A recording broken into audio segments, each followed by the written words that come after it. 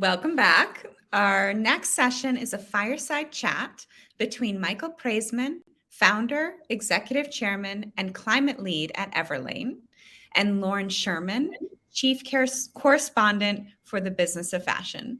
Welcome to the stage, both of you. Thanks, Nicole.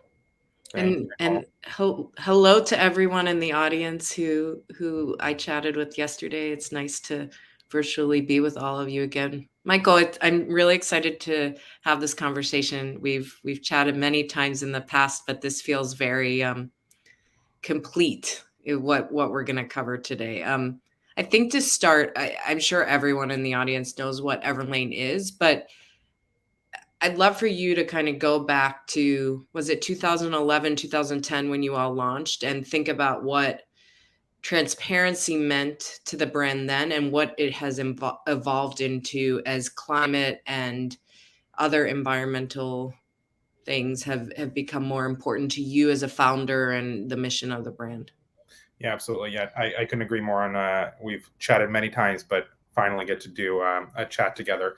And so, when I think about Everlane back in, 2011, it was obviously a very different world. And, we started with transparency around pricing because as an industry outsider and a group of industry outsiders, we were miffed by the idea that you can have markups that are 8x. And so we launched a t-shirt and we said, how do we help the consumer online understand what the value of that is? And so it became pricing transparency. And so for the next few years, we kind of continued on this notion of transparency to the consumer through, costing and storytelling around the product. And the idea there, as I look back at it, you can connect the dots, but I would call it transparency as a means to communicate and hold us accountable.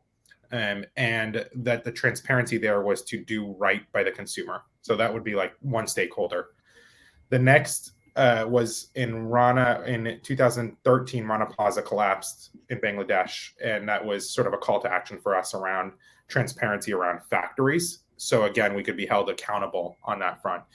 And at that time, and I still think many times you go online, you buy something and it says imported, and you don't even know where. So for us, it was really this element on every product. We say the city where things are made, but if you go to Everlane, you can see the cost, our cost, and then you can see inside the factories that we work with. And we are now part of the Transparency Pledge, so you can see all the detail around this. But I think we're one of the very few brands where you can connect those dots still. And that, I think, also started this, what I call stakeholder, you can call it stakeholder capitalism, as some people call it. So we had this first stakeholder was the consumer. Now it's the partners. And then as the brand started to scale, we were 50 million in 2016. And then we doubled the business in 2017. It was this sort of moment where we realized we're getting bigger and having a larger impact. And that made us think, who else do we need to start thinking about? And in this case, it was the planet. So that third sort of stakeholder, or you could call it fourth after our team, was the stakeholder of the planet and the environment. And the first call to action was when we started moving from cotton into plastics.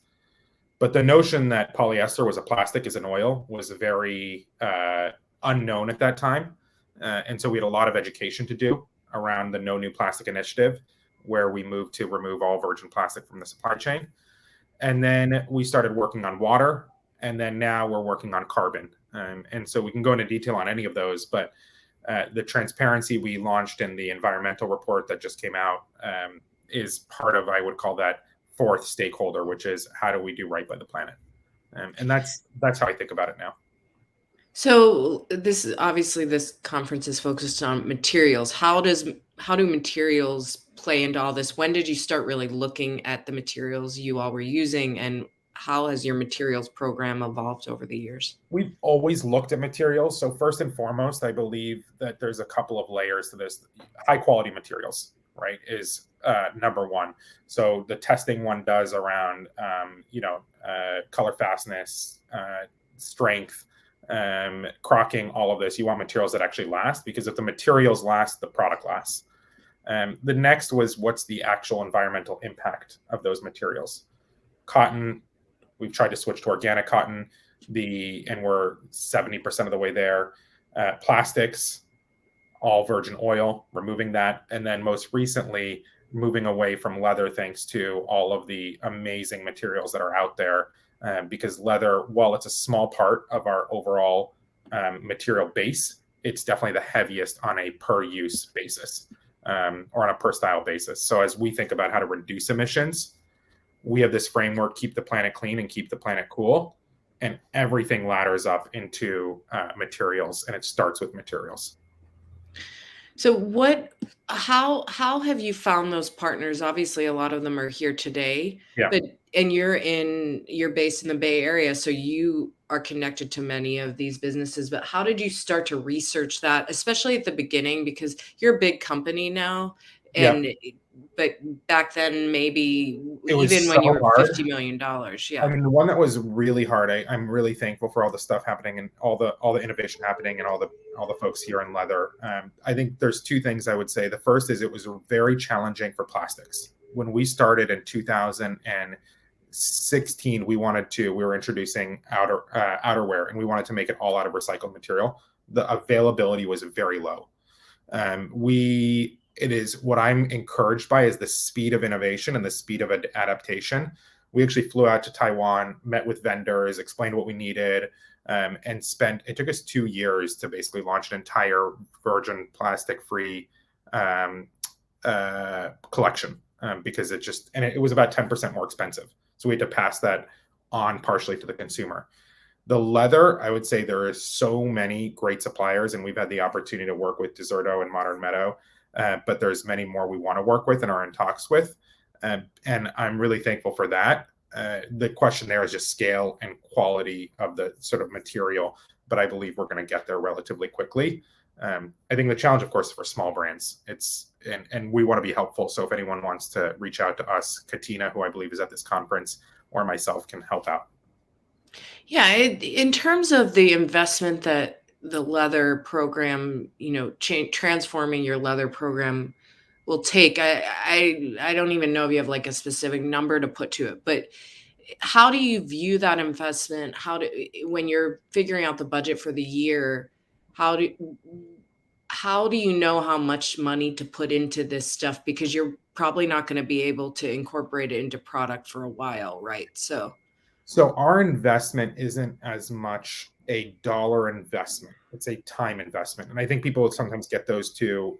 They always think about investment in terms of dollars, but I think of an investment in terms of time, and then the development cycle, because it takes a year to develop any product. So the time required to launch that virgin plastic free took 2 years. The time to do we wanted to launch something with Modern Meadow last year. It took us an extra year to do it because they had to get it right. We had to get it right. And we've still got a long ways to go to incorporate it much more broadly. There's a lot of barriers, and happy to talk about them, around what's holding us back from doing it all today. So to me, the question is more time and how much risk are you willing to take on your existing program and transfer it into something new that is untested in the market. So let's break down those barriers that you feel like are holding you all back from doing it more broadly so far. So I'm, being a founder and full of ideas, I wanted to announce no new leather last year. And then I was like, can we do it this year? And then the answer was no, because there's too much risk. And what are the risks? The risk was, one, is the quality there. So for footwear, like a Day Ballet flat that we have, the quality of leather just isn't quite there yet from that softness.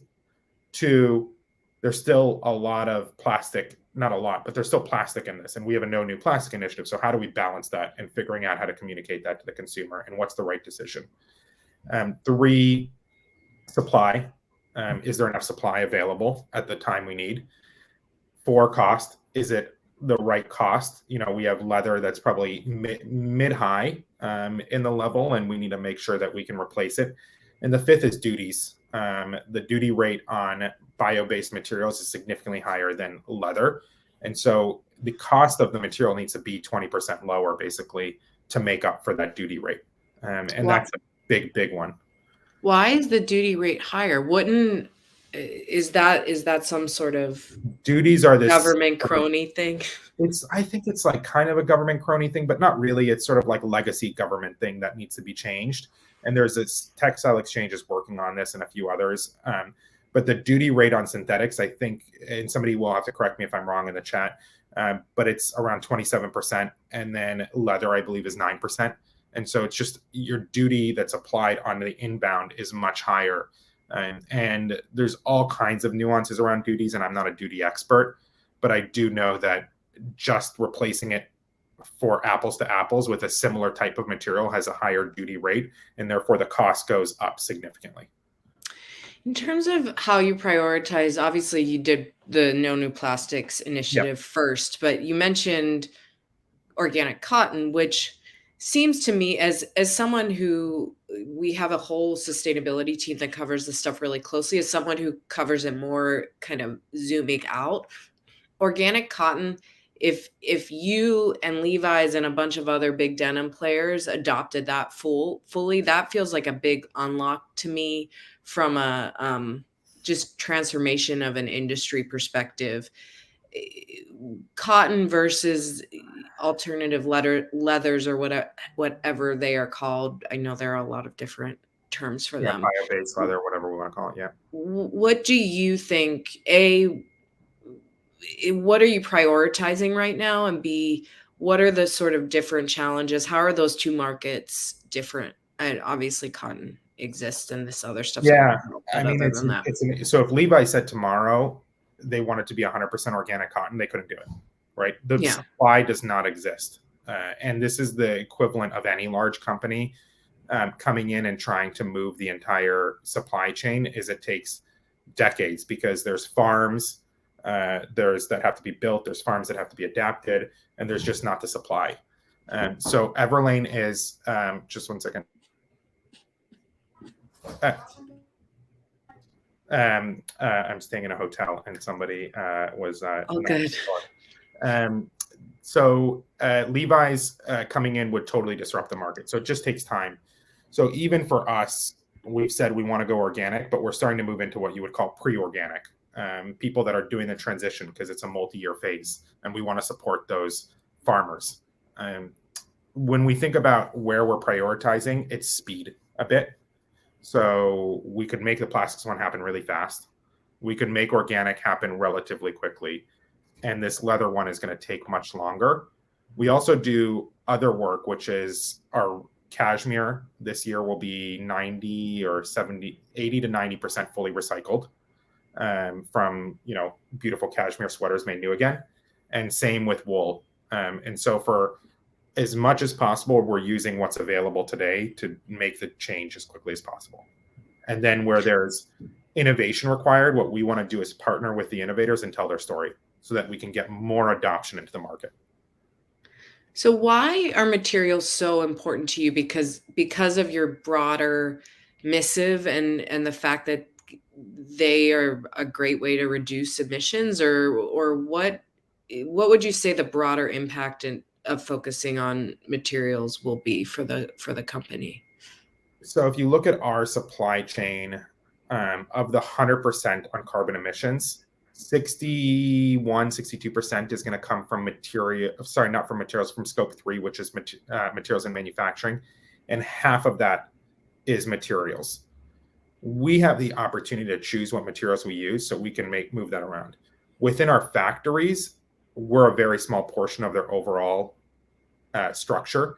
So to get them to all of a sudden move from, let's say, coal energy or non-renewable energy to renewable energy is going to be very expensive for them and very hard. And we can't control that as easily. So on a materials basis, I kind of think about it as the food we eat. It's the ingredients. And if you get the ingredients right, everything else follows. But if you look at leather as an example, switching to a next gen leather is can be up to a 90% reduction. So it's just so fast when you make that switch. And our SBTs, our science-based targets, are to get a 50% reduction on a per style basis by 2030. And that's going to be the fastest way to get that. Can you talk a bit about the partnership you did with Modern Meadow, how it could maybe break down how it went down, why you decided to partner with them, what the end result was, what it will become in the future as you're able to scale it further. Yeah, so they've been at this, I think, almost a decade, in different shapes and forms. And we had the fortune of knowing them about 6 years ago. And these relationships take time. We actually didn't talk for a few years. They were doing some innovation. We reconnected, and a good friend is the CEO there. And we started talking about 2 years ago, but the material was too papery, wasn't quite there. They couldn't get the volume, and they've sort of recognized that. So then Modern Meadow went to Italy to partner with La Monta, which is a very well-known mill there, that specializes in Italian, because they're Italian, but specializes in sort of luxury. And so Modern Meadow went and sort of did the partnership there to get quality. And we worked directly with Modern Meadow on 3 to 4 iterations to get the quality there that sort of achieved the bag that we wanted. And it was a real hand-in-hand partnership on that front. And then finally with La Monta, they were able to achieve that. We put that into our original day tote bag, which has been worn by Meghan Markle and Angelina Jolie and other celebrities in the past, and basically brought it back to life in small quantities. And the goal is this fall to bring it back to life in much larger quantities. Go ahead. Sorry, what was the initial reaction from the consumer? So the initial reaction, I think, has been really positive. And, I would say we have education to do for the consumer on this front, because the industry is further ahead than the consumer.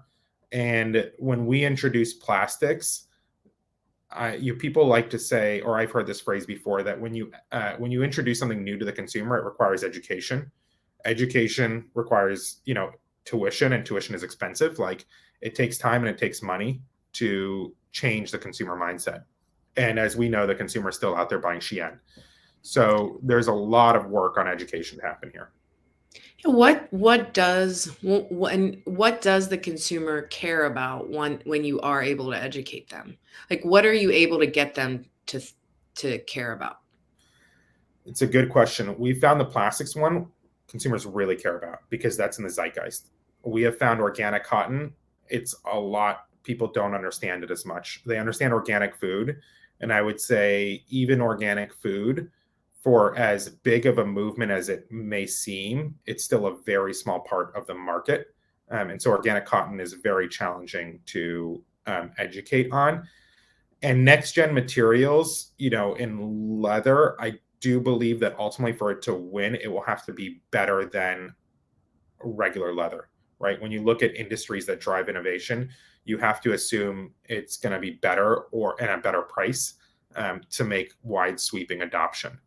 But I don't know. Consumers care. There are some consumers that care about vegan, and that's about it right now. Can you kind of go through, because I'm sure you've met with tons of these companies, the different types of materials that you've evaluated and where you see use cases for them? What Modern Meadow is doing versus Vitro Labs versus Forager or what have you? We've met with a lot of them, and for us, we're really open-minded and would like to work with as many as possible to do right by the planet. And so we're very open-minded. A lot just don't have the capacity yet. And so I still think we're in the first, maybe the second inning of this adventure here, 9. And so there's still time and work to be done. We've met with Myco Works, Vitro Labs, Modern Meadow, Deserto, and you name it. We've met with almost all of them, and I'm really excited by everything everyone's doing.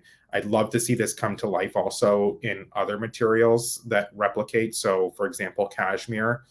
There is a lot of cashmere out there, and we today use a recycled cashmere that is made in this beautiful factory in Italy, where they take old sweaters and basically recreate them. And so there's tons of opportunities and textiles like that we haven't yet figured out how to recreate. Silk, same thing. Lots of opportunity that we're excited for. And so instead we've moved to products like Tencel or viscose that also have lower carbon footprint. But again, back to your point, the consumer doesn't even understand carbon footprint today. Yeah. I mean, do you think that they ever will? Or do you think that, like, how do you communicate? Everlane is incredible at communicating. One of the reasons it's been so successful is Yeah, how clearly you were able to communicate things from the beginning in email. I go Do you back. think they'll ever care? I go back to first principles. I think people will care about carbon, but I also know that they will be very confused by it, because a flight is going to be way more carbon than anything else you do. And humans, really, as creatures and Americans, are loss averse. We don't like to sacrifice. And I understand that, right? You want to keep living the life you're living. So you'll look at your life and you'll say, well, I could take a flight or I could buy some clothes. And the clothes is just relatively small. And so the cognitive dissonance, like carbon is like calories. You kind of know less is better, but you don't really know much more than that. And so I don't know that I don't really believe it'll ever be, it'll take a lot of work for it to be something that becomes a really big decision point for the consumer. So Yeah. the onus is on the brands and the And government. suppliers And and government, government. yeah. I think government plays a huge role in this and needs to hold companies accountable. And I believe brands will generally consumers will look at brands and say these brands do better, so I'll generally support these brands. But we've seen Shein. Shein's the fast growing of any of these companies, valued at $100 billion, doing $15 billion in revenue. I mean, it's on a tear. And so there's definitely confusion and I think cognitive dissonance for the consumer on this front. In terms of regulation and policy, I know things are coming up in New York State right now. They're coming up in Europe. How do you see that all playing out? Because this supply chain is so fragmented. It's in how many countries in the world? Dozens. How do you regulate when there isn't like a one person who can say this is how we do it or how we don't? The power of state level regulations is if New York or California set regulations, the rest of the country has to follow, because you sort of have so much business in those states. It's New York, it's Texas, it's California. And so I do believe if we can get state level regulation, you'll get national equivalent regulation, because you basically have to adapt your supply chain for California or New York. My hope is that certain other loopholes get closed, like the ones that are being taken advantage of by shipping things directly from overseas, sub $800 duty free, or the subsidies that are being provided for shipping out of China, which is how Shein is growing. Those are kind of adjustments that can make a big difference and level the playing field. Ultimately, though, what I believe will happen is you're going to see more extreme weather, which is going to accelerate the necessity for government level regulation. And what that looks like will probably be a minimum cost on carbon and a requirement of certain carbon offsets. So this is a much smaller question, and I know we're talking about innovation in material today, but I had a conversation with Gabriella Hurst over Fashion Week about dead stock material, and obviously she's, I think, every collection she has the percentages of how much of it is dead stock or what have you. And something she mentioned to me was that there's less dead stock available. I'm just curious what your thoughts, especially at that higher end. I'm curious what your thoughts are. I know you mentioned recycled cashmere. Have you used dead stock material? Do you think that that's a solution for brands that are seeking out these alternatives, whether it's innovation in material, or do you think the dead stock solution is not really a solution? Everything is a solution in its own way, right? Dead stock is a solution. Vintage is a solution. Convincing people to buy less is a solution if we can do that. ThreadUp and Depop are solutions. Like, all of these are solutions, and they all need to be approached. The biggest solution is energy and material innovation, because that's where everything starts.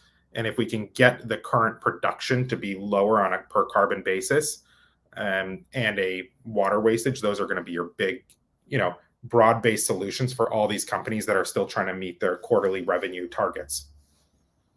Yeah.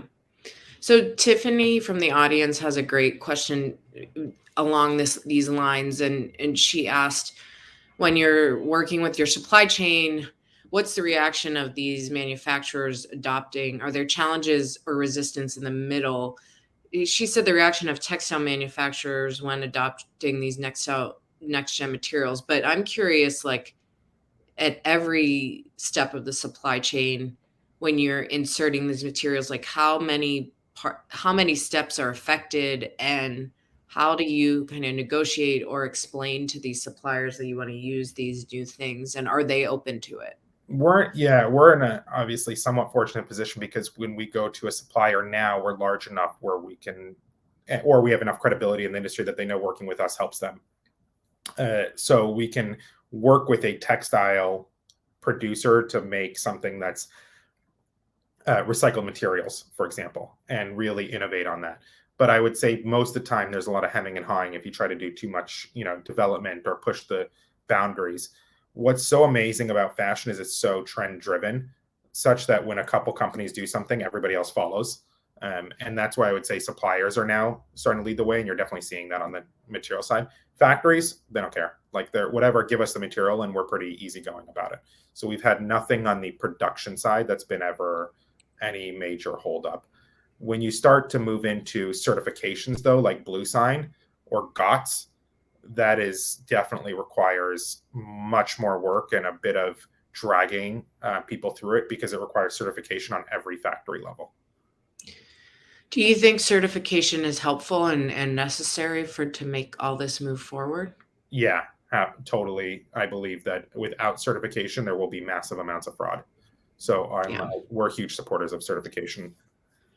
So let's talk. We've talked for half past about materials. I would love to broaden out this conversation a bit more about Everlane's climate goals generally, and just what you're doing as a modern company to be responsible on a lot of different levels.